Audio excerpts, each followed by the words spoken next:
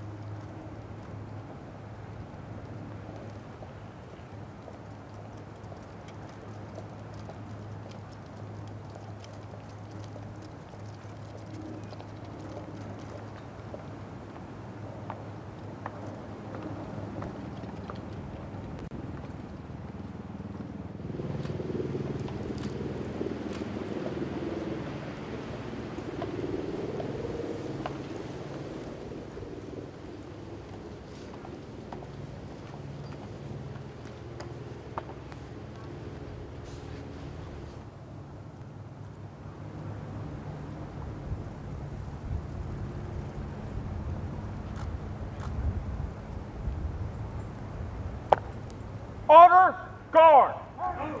Attention.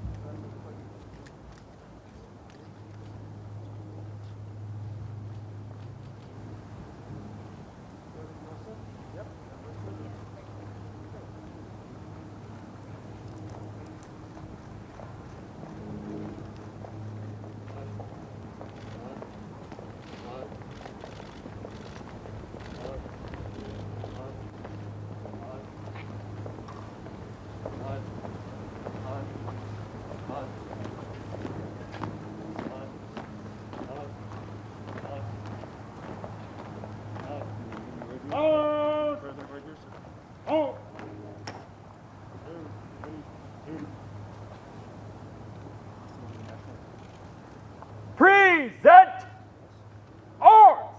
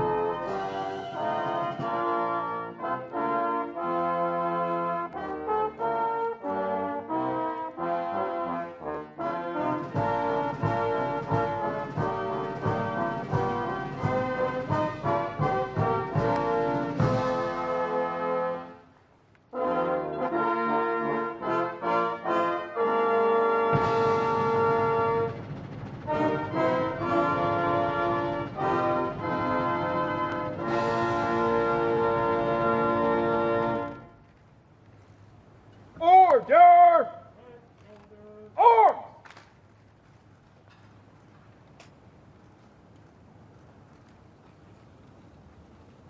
President, Vice President, please come back to the spot.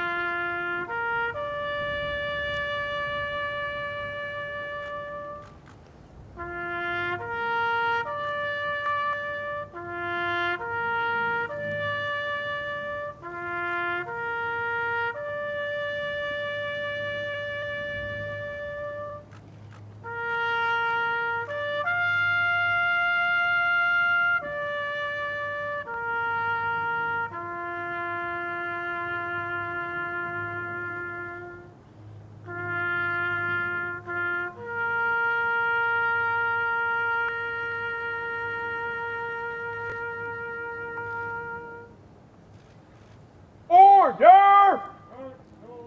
Order!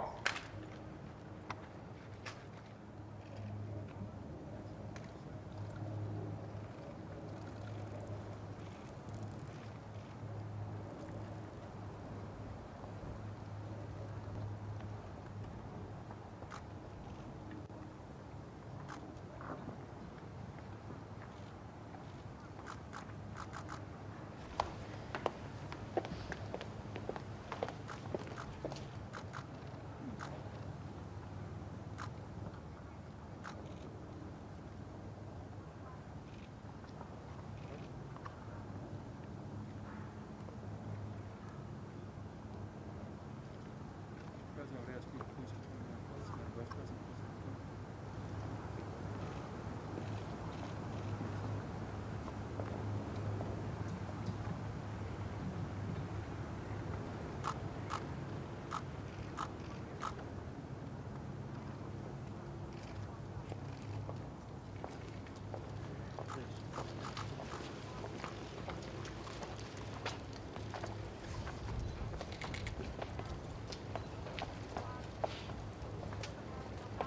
All the way up the steps to the president, please.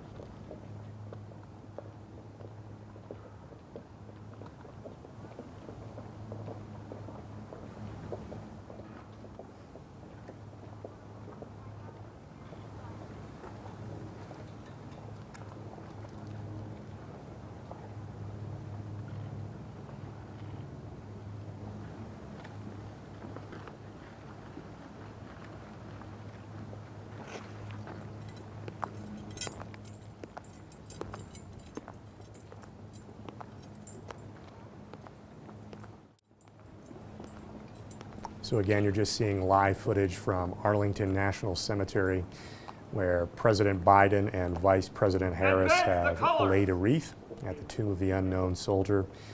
Obviously, the military has played a huge part in the last couple of weeks in our national conversation. There are over 20,000 National Guard troops that are stationed in Washington, D.C. for the inauguration after the riots at the Capitol.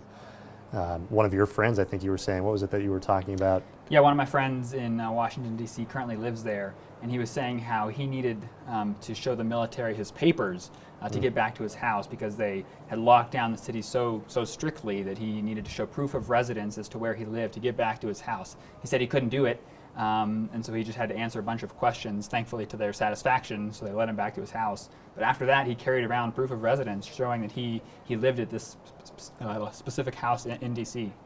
So. Yeah, it'll be interesting to see. Obviously, the Trump administration took a hard line on many different international issues, from North Korea to Iran. Last January, about a year and 2 weeks ago at this time, we had the Iran missile attacks on U.S. bases in Iraq. And that was, of course, after President Trump ordered the killing of Republican Guard Commander Qasem Soleimani. And he, of course, President Trump, of course, met with Kim Jong-un there at the DMZ zone in North Korea.